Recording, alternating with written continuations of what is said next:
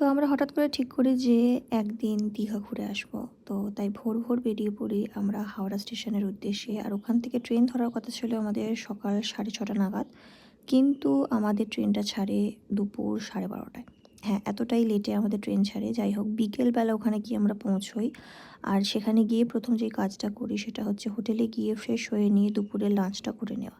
দুপুরের লাঞ্চটা করে নিয়ে আমরা সোজা চলে যাই সমুদ্রের পাড়ে। আর সেখানে গিয়ে ভীষণ মজা করি আমি আর আমার হাসব্যান্ড। তো আমি প্রচণ্ড মজা করেছি আর তার থেকে বেশি মজা ও করেছিল। যাই হোক, তো এখানে এসে একটুখানি সমুদ্রে সময় কাটানোর পর আমরা সন্ধে, সন্ধে আমরা চলে যাই হোটেলেতে। কেননা সারাদিনে প্রচুর ধকল গেছে আর রেস্টেরও প্রয়োজন ছিল। যাই হোক, এখানে একটুখানি আইসক্রিম আমি খেয়ে নিয়েছিলাম। তারপর রাত্রেবেলা ডিনার করে আমরা শুয়ে পড়ি আর পরের দিন বেরিয়ে পড়ি ঘুরতে যাওয়ার জন্য। তারপর আমরা ১ম যেই জায়গায় ঘুরতে যাই সেটা হচ্ছে মোহনা। তো মোহনাতে গিয়ে দেখি প্রচুর লোক আর আমরা একটু লেটেই গিয়ে পৌঁছেছিলাম। যাই হোক, এখানে ভীষণ সুন্দর হাওয়া আর মানে এত ভালো লাগছিল আমি বলে বোঝাতে পারবো না।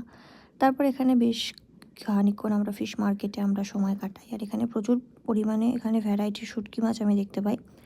যাই হোক, ওখান থেকে চলে যাই আমরা তালসারিতে লাল কাঁকড়া দেখার উদ্দেশ্যে, কিন্তু সেখানে গিয়ে আমরা কিছুই দেখতে পাইনি। স্বাভাবিকভাবেই অনেকটাই লেটে গিয়েছিলাম। যাই হোক, এখানে কিছু আমি চীনামাটির জিনিসপত্র দেখছিলাম আর কিনেও ছিলাম বেশ কয়েকটি প্রদীপ, আর খুব কম দামে কাকু এখানে বিক্রি করছিলেন। তারপর ওখান থেকে উড়িষ্যার দিকে আমরা চলে যাই। আর উড়িষ্যার এখানে ফেমাস যে শিব মন্দিরটা আছে সেটা আমরা বেশ ভালোভাবে ঘুরতে পারি। এটা হচ্ছে তার গেটটা।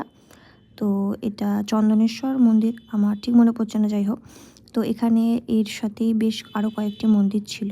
তারপর ওখান থেকে চলে যাই এখানকার ফেমাস একটা মন্দির, যেটা হচ্ছে রাধাকৃষ্ণের মন্দির। ভিতরে কোনো ছবি বা ভিডিও করার অ্যালাউ ছিল না। তো আমি বাইরের গেটটাই আমি শুধুমাত্র তুলতে পেরেছি। তারপর এখানে আমরা চলে আসি হচ্ছে কাজু বাদামের বাগানে। তো কাজু বাদাম তো ছিল না, আমরা কেননা অন্য সময় গিয়েছিলাম। তো তার আগে কাজু বাদাম সব পেড়ে নেওয়া হয়েছিল। যাই হোক, একটা আলাদা এক্সপিরিয়েন্স হলো।